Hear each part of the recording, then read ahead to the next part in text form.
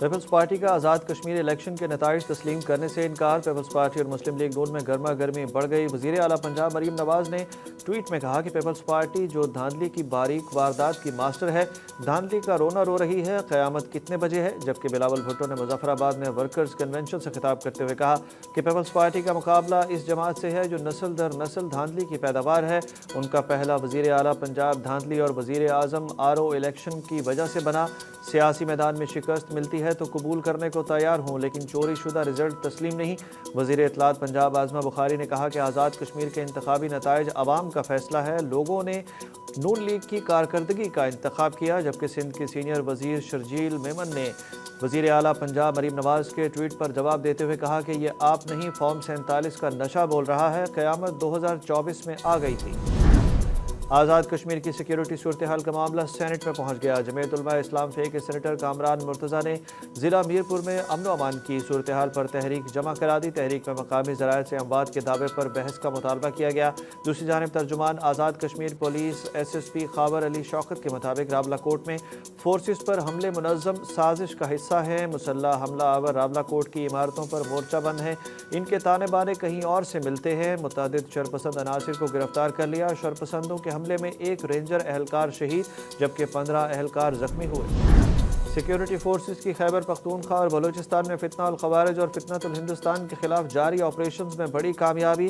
24 گھنٹوں کے دوران 32 دہشت گرد ہلاک کر دیے گئے۔ ISPR کے مطابق ضلع خیبر نوشکی میں انٹیلیجنس بنیادوں پر علاقے کی کلیئرنس اور ٹارگیٹڈ آپریشن کیے گئے۔ بھارتی سرپرستی میں سرگرم شرپسندوں کے خاتمے کے لیے کلیئرنس آپریشن جاری ہے۔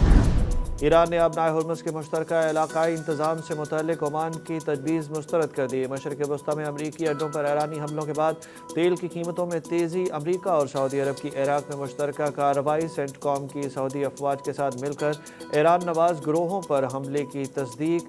پاکستان نے امریکہ اور ایران سے اپنے معاہدوں اور وعدوں کی پاسداری کی اپیل کر دی۔ چین نے حوثیوں سے جہازوں کو بحیرہ احمر میں محفوظ راستہ دینے کی درخواست کر دی۔ ایرانی پاسداران نے آبنائے ہرمز میں 3 آئل ٹینکرز کو روک لیا۔ عالمی منڈی میں خام تیل کی قیمتوں میں $2 سے زائد فی بیرل اضافہ ریکارڈ کیا گیا۔ دریائے چناب میں سیلابی ریلا کم ہو کر 1,10,000 کیوسک رہ گیا۔ ملتان کی ضلعی انتظامیہ کی صورتحال معمول پر آنے تک الرٹ برقرار۔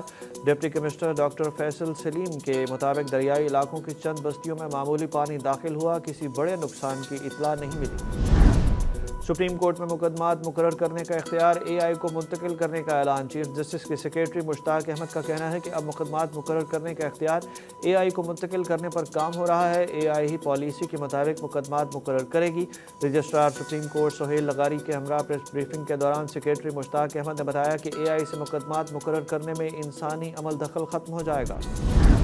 Lahore high court Multan bench میں تیسرے روز بھی نیا عدالتی روسٹر جاری نہ ہونے کے باعث ارجنٹ مقدمات کی رجسٹریشن نہ ہو سکی۔ ڈیوٹی ججز تعینات نہ ہونے پر عبوری ضمانت، حکم امتناعی اور سٹے کے متلاشی سائلین کو مشکلات کا سامنا۔ وکلاء نے موسم گرما کی تعطیلات کے دوران مزید ججز تعینات کرنے اور نیا روسٹر جاری کرنے کا مطالبہ کر دیا۔ انسانی اسمگلرز کے خلاف FIA ملتان زون کا اہم آپریشن۔ انسانی اسمگلنگ میں ملوث ملزم رستم علی کو بہاولپور سے گرفتار کر لیا گیا۔ FIA ترجمان کے مطابق ملزم نے بیرون ملک ملازمت کا ویزا دلوانے کا جھانسا دے کر ایک شہری سے 13,85,000 روپے وصول کیے، لیکن ویزا فراہم کرنے میں ناکام رہا۔ ملتان میں کسٹمز کی کارروائی میں بھاری مالیت کا نان کسٹم پیڈ چائنا نمک اور ٹائر برآمد۔ کسٹمز حکام نے بابر چوک کے قریب ایک گودام سے 4,30,00,000 مالیت کی 872 بوریاں چائنیز سالٹ اور 30 لاکھ روپے کے 100 ہیوی ٹریفک گاڑیوں کے ٹائرز برآمد کر لیے۔ CPO ملتان صادق علی ڈوگر کے دفتر میں کھلی کچہری۔ درخواست گزاروں کے مسائل کے میرٹ پر فوری حل کے لیے متعلقہ افسران کو احکامات جاری۔ شہریوں نے اپنے انفرادی اور اجتماعی مسائل پیش کیے۔ CPO نے کہا کہ شہریوں کو بروقت انصاف کی فراہمی اور حقیقی مسائل کا حل پولیس کی اولین ترجیح ہے۔ پاکستان ریڈ بال ٹیم کے ہیڈ کوچ بھی بیٹنگ سے مایوس ہو گئے۔ سرفراز احمد نے ویسٹ انڈیز کے خلاف پہلے ٹیسٹ میں 90 رنز کی شکست کے بعد دوسرے میچ کے لیے پلئنگ 11 میں تبدیلیوں کا عندیہ دے دیا۔ سرفراز احمد نے کہا کہ بیٹنگ نے مایوس کیا، اکثر دوسری اننگز میں ہماری بیٹنگ لائن فیل ہو جاتی ہے۔ امید ہے دوسرے ٹیسٹ میں کم بیک کریں گے، سعود شکیل اور عبداللہ شفیق کو موقع دیں گے، لیکن فیصلہ کنڈیشن دیکھ کر کریں گے۔